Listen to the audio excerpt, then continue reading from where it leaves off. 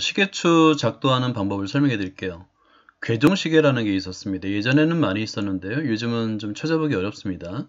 그러니까 뭐 관공서라고 그러죠. 큰 건물에 보면 로비에 이렇게 크게 세워져 있는 시계가 있고, 이 하단에 보면 이게 시계추인데요. 왔다 갔다 하면서 그 초를 알려요. 1초마다 왔다 갔다 하면서 그러니까 말 그대로 이제 지금의 초침 역할을 하는 거죠. 이거를 이제 궤종이라 부르는데, 이 시계의 이 추를 만드는 방법을 한번 설명해 드리도록 하겠습니다.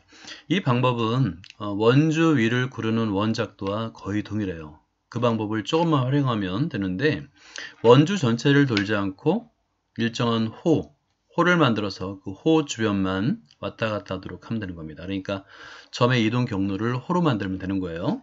시작해 보겠습니다. 자, 단축키에서 원을 선택한 다음에 일단 기본적으로 이제 그 호가 왔다 갔다 하게 되는 그 원을 하나 기본적으로 그리고요.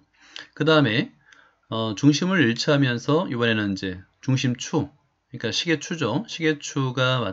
시계추의 중심이 움직이는 원을 바깥쪽에 그리면 되는데, 이때 일부러 여기 보세요. 이 두 개의 점이 있죠. 원주의 점, 원의 반지름을 변화시키는 이 두 개의 점은 그 추가 보통 아래쪽에 위치하니까 그 반대편에다 올려놓은 거예요. 사용하지 않으려고 하는 겁니다. 일부러. 이런 것도 잘 신경 써서 보면 되는 거예요. 그러면 도움이 됩니다. 작도할 때. 좀 작게 하고요. 자, 그러면 자, 여기서 만약에 그냥 점을 찍어서 바깥의 원주 위에 점을 찍으면 검은색 화살표를 눌러서 이 점을 드래그하면 그냥 계속 돌죠. 그러면 안 되죠. 여기서 왔다 갔다 이렇게 해야 되잖아요. 그죠? 그럼 어떻게 하면 왔다 갔다 하느냐면 이 아래쪽에 호를 만들어 주는 겁니다. 그러니까 원의 일부가 되겠죠. 호를 만들기 위해서는 3개의 점이 필요해요. 그래서 하나, 다시 점을 선택한 다음에 둘, 그 다음에 셋 이렇게. 이게 이제 호의 범위가 되겠죠. 그러니까 호의 길이가 되는 겁니다. 그런 다음에 검은색 화살표를 누르고요. 활성을 다 지우세요. 호를 이제 선택하기 위해서는 순서가 중요한데요. 일단 왼쪽 점부터 가운데 점, 오른쪽 점 이렇게 시계 반대 방향으로 먼저 세 점을 활성한 다음에 작도에 가면 세 점을 지나는 호가 있어요. 그러면 반대 방향으로 지정하면 요 큰, 지금 점선으로 표현되는데 이 큰 호가 그려집니다. 그렇게 되면 다시 하면 되는 거예요. 자, 그런 다음에 이 호가 완성이 되면 일단은 이제 이 호 위에 점을 찍으면 되겠죠. 그죠?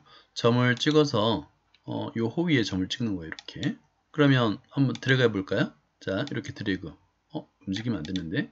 자, 이 점은 다시 삭제를 하고요. 자, 호. 그죠? 다시 한번 이렇게 찍어야 됩니다.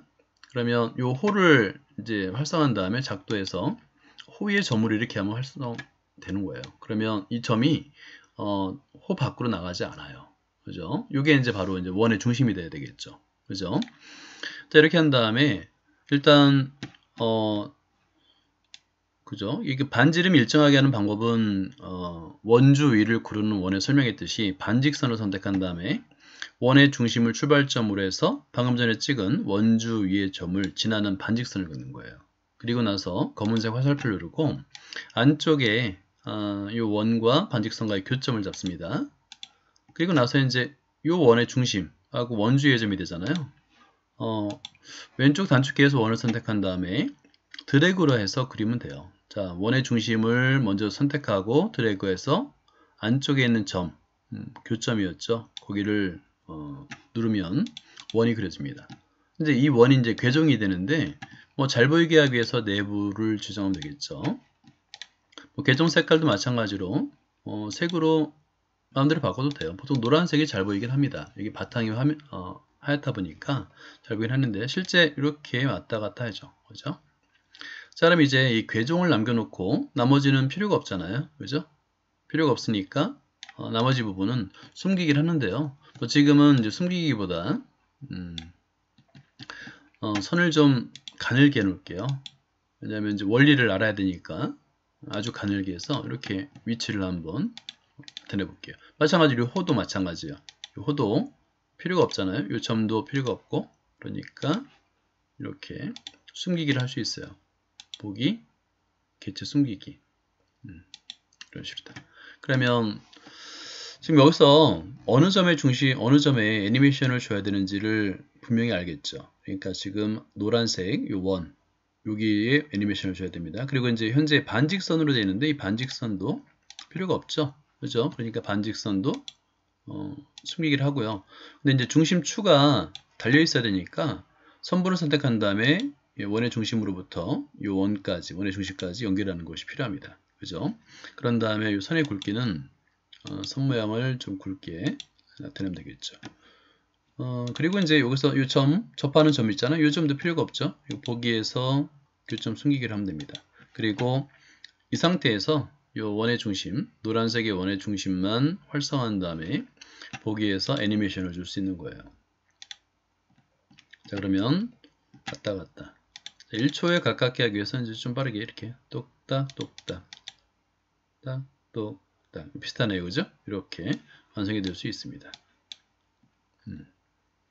시계추 같죠? 이렇게 GSP의 기하 작도 원리를 이용해서 활용할 수 있는 범위가 굉장히 넓어요. 대표적으로 시계추도 활용 범위의 하나가 되겠죠. 이런 작도를 하다 보면 기하의 원리를 정확하게 이해할 수가 있습니다.